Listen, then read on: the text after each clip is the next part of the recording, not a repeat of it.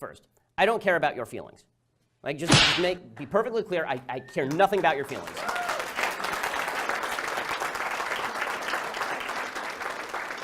I don't want to hear about your feelings. I don't want to hear about your subjective emotions. I don't want to hear about your heart cries out to the. I don't care. You're not my wife. You're not my kid. I don't give a damn. Yeah, chromosomes don't necessarily mean you're male or female. Dumbass. Gender. With gender identity. Go ahead. No, so especially, but even so, you have a thing like Klinefelter's syndrome. So you don't know what you're talking about. You're not educated on genetics. Would you like to discuss the genetics? Or Fuck her right in the pussy. Well, no, what no. are your genetics? Sir? So let's stay away from the genetics and back to the brain scans. You cut that out now, or you'll go home in an ambulance. Yeah, that seems mildly inappropriate for a political discussion. Well, the problem is twofold here. One is what's actually being taught in certain ethnic studies classes, which tends to be on a myopic focus on the idea that America is a racist place against certain ethnicities and minorities. The second point here is just the giant waste of taxpayer dollars that this constitutes. Look, I took Jewish studies courses when I was at UCLA. There are only two reasons that you take a Jewish studies course. The first is to meet girls, and the second is to get an easy A. And that's why most students are taking ethnic studies courses unless they're buying into this radical ideology that really is the basis of all ethnic studies courses throughout America. Absolute nonsense, Peter. You didn't write that my position on Israel was made clear in the 2013 column, and to call me equivalent with people who are murdering Jews is insanity. It's beyond insulting. And if there's anybody who's emboldening Hamas to kill more children, it is you, because it's your policies which have emboldened Hamas. They know that people like you are going to get on American television and talk about how the Palestinians are meek victims, and whenever they fire rockets, it can be justified by Israeli policy. Hamas celebrates every moment you're on television, Peter. Relationship between employer and employee, and I think this is really the root of the morality of minimum wage when it comes down to it. And in two sentences here is that I would never force an employee to work for an employer at a given wage. That violates the 13th Amendment and constitutes slavery or indentured servitude. By the same token, I would never force an employer to pay a given wage to an employee, because that is a lack of consent on the part of the employer and violates basic principles of fairness as well as freedom. You to consider, you can believe what you want, but I would ask you to consider this. Shouting institutional racism does not actually combat racism. You have to find individual instances, and you have to show me who the racists are so that we can fight them together. I hate racism. I think it's evil. But if you're just going to say institutional racism every time something bad happens, there's no way to fight it. I need a policy that you're proposing, or I need a person who's actually racist so that we can fight it together, or we can determine whether the policy is good. What I find really problematic is the virtue signaling that I see by so many people on the other side, which is, I don't have to give you the racist, I don't have to tell you who he is or what measures I'm proposing. I just say institutional racism, everybody cheers for me because that's an approved point of view, and now we move on with our lives. You haven't helped anybody, you've just made yourself feel better. If you want to, have her respond, please. Well, I think that institutional racism in and of itself, first of all, I would say that the majority of the people that do bring up institutional racism do also have solutions as to how to combat it. But I think that invariably involve encroaching on other people's liberty. But yes. Well,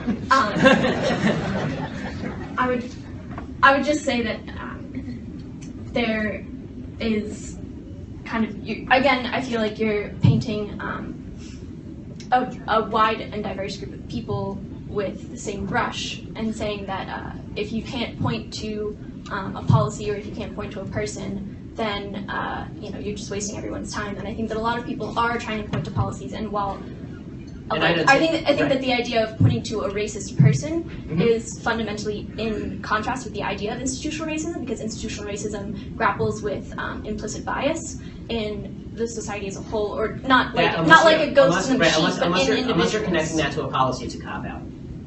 Because now we're ghost hunting again. If you just said to me, we have a problem in American society, income inequality, right, is a problem in American society. If you just gave me any problem, and I said, well, that's the Bilderbergs' fault, right? That's the fault of the Bilderbergs, right? It's a conspiracy, it's the fault of the Bilderbergs, right? There are all these conspiracy theories about the Bilderberg group. Now, let's say that it's the Bilderbergs' fault, or it's the protocols of the elders of Zion. It's whatever it is. There's some conspiracy out there. You would say to me, that's not useful because what are you even talking about? When you say institutional racism, it's too broad. You at least have to name me the institution. Which one is the racist one? Which institution is racist? Tell me which, so we can fight it, seriously, so we can fight it together. Just shouting slogans like institutional racism it's not effective. Shouting white privilege is not effective. I want to be on your side. I do. I want to fight racists. I think racism is, I think racist behavior is evil. I want to fight it with you, but I can't fight it if you're not showing me what it is. And we have to decide together if the policies you're proposing will alleviate racism or exacerbate racism. And it turns out, I think, that a lot of the policies proposed by the left, I think institutional racism is a way, is usually a lever for proposing a policy that is actually unpalatable to freedom, and then castigating people on the other side of that policy as being in league with the institutional racism. This is to show Israel's side and then Hamas's side and then claim that that balance has been achieved. Well, that's the sort of media coverage that would have led to the West losing World War II. So I'm not a big fan of that sort of balance. But then you're the one who's actually equating Hamas and Palestinian civilians. Those are not equal. The hell I am.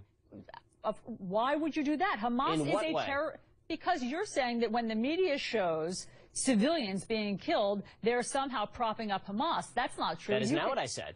You're saying... I did not say that at all. I said you feel free to show civilians being killed. What I suggested is that you should provide all the context for those civilians being killed. And as far as the other woman who's on with me, I'm not familiar with her name. You know, as far as her personal insults, I mean, I'm not going to get into the quality of the movies that are made based on her books. I think that we can all stay away from that. Rula. Of black families have zero or negative wealth. White family worth, in terms of financial worth, is 69 times more than that of black families. Given this disparity, how can you argue that racism is not a driving factor in income inequality? Because it has nothing to do with race and everything to do with culture. And when you have a culture that doesn't... You know what? Explain to me. You explain to me why black kids aren't graduating high school. Explain that one to me. Explain to me why black kids are shooting each other in rates significantly higher than whites are shooting each other. Explain to me why 13% of the population is responsible for 50% of the murder. Explain to me why the number of black kids in prison, not for innocent reasons, not for walking down the street and getting pulled into a prison, is so high. Explain, if it has nothing to do with culture, explain to me why the single motherhood rate in the black community jumped from 20% to 70% in the same course of time that the civil rights movement has made such tremendous strides. Is America more racist now than it was in 1960? And if it is, please explain to me how that happened. And I think the reason that it's about left and right here is because fundamentally the right believes that the basis for the Second Amendment, and they believe in the Second Amendment, the basis for the Second Amendment is not really about self-defense and it's not about hunting. It is about resistance to government tyranny. That's what the founders said, and that's what the right believes in this country. Which tyranny are you fearing yourself? I fear the possibility of a tyranny rising in this country in the next 50 to 100 years. Let me tell you something, Piers. The fact that my grandparents and great-grandparents in Europe didn't fear that is why they are now ashes in Europe. So this kind of leftist revisionist history, where there's never any fear of democracy going usurpacious or tyrannical, is just that. It is fictitious. Let's start with the notion of white privilege, which has become this buzzword that you hear all the time now. White privilege is responsible for everything up to and including the Kardashians. It's responsible for everything, white privilege.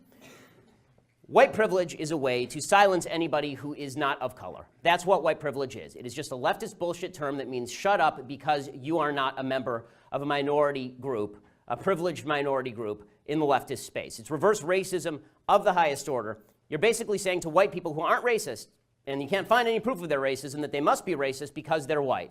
That is called racism.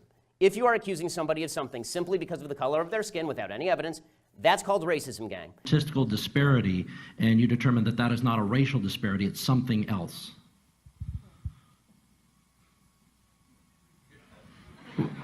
Well, we can return to it. That's okay too. Ben, do you want to? Yes, it's called evidence of racism. When there is no evidence of racism, it's probably not racism. When there is actual evidence of racism, it's probably racism. And the fact that everybody jumps from there's inequality and therefore there is inequity, just because there's inequality does not mean there was inequity. But there has to be racism. You can't say there's no racism. Without evidence? No. I'm just saying that I don't know which animal. Maybe we're talking about dogs or something. I'm talking about human beings, and I'm like, human beings are most likely going to have racial prejudices. I'm just so sorry. I'm just so sorry. I don't know. I come from planet Earth. Charles, I want to ask you a question. So your default is that when there is no evidence, racism is the deciding factor. That is no, it's not saying that. I'm just saying that you're going to have sexists, you're going to have racists, you're going to have all this stuff. I mean, I'm just saying that... I agree it exists, but the problem that I'm seeing, and this is the problem with the general conversation, is that there's no solution in simply saying there's racism out there. How does that solve anything? I mean, when you talk about there's institutional racism, what does that mean? Show me a law that is racist in intent, and we will agree. Show me a police officer who commits a racist act like we saw in South Carolina, right, where a police officer shot a black man running away and it was obviously unjustified, and I will agree. But you need, the idea that you can craft a narrative based on no racism because it just must be somewhere out there in the ether, that doesn't solve problems for anybody and creates more problems for people, because now they grow up in a milieu and an environment where they are told that every obstacle they face is from some shadowy, nameless, faceless group who's out to get them simply because of the color of their skin. They'll never succeed in that environment. Here's the deal with white privilege. Because white privilege always assumes racism without evidence, always assumes racism without evidence, when there is no racism, they simply make up the evidence with regard to white privilege. So here at Mizzou, they just make up the evidence of white privilege. They can't find evidence of white privilege, so what they do is they just make it up. Right? They make up stories about how a poop swastika, which I'm Jewish, okay? Swastikas aren't aimed at black people. Okay, a poop swastika in a bathroom somewhere, this is somehow evidence of a grand racist conspiracy led by Tim Wolf. Right? Okay. I wasn't aware that Tim Wolf scrawls poop swastikas in his spare time. Right? When it comes to stories like Jonathan Butler's story about how he was hit by the president's car, he was hit by Tim Wolf's car. If you watch the tape, he was not hit by Tim Wolf's car. There's a thing called video, gang. You should use it. Okay, he jumps in front of the car and steps into the car. Okay, he acts like your kid acts, or you used to act when you were a kid and you didn't want to get in trouble for hitting your sibling, so you took your sibling's hand and hit them in the face and said, "Stop hitting yourself." Okay, that's what Jonathan Butler did, and then he claimed that he was a victim of systemic racism thanks to this, and then went on a hunger strike, the answer to which should have been, okay, so starve. On this issue, because what you do, and I've seen it repeatedly on your show, I watch your show, and I've seen it repeatedly, what you tend to do is you tend to demonize people who differ from you politically by standing on the graves of the children of Sandy Hook, saying they don't seem to care enough about the dead kids. If they cared more about the dead kids, they would agree with you on policy. I think we can have a rational political conversation about balancing rights and risks and rewards of all of these different policies, but I don't think that what we need to do is demonize people on the other side as being unfeeling about what happened.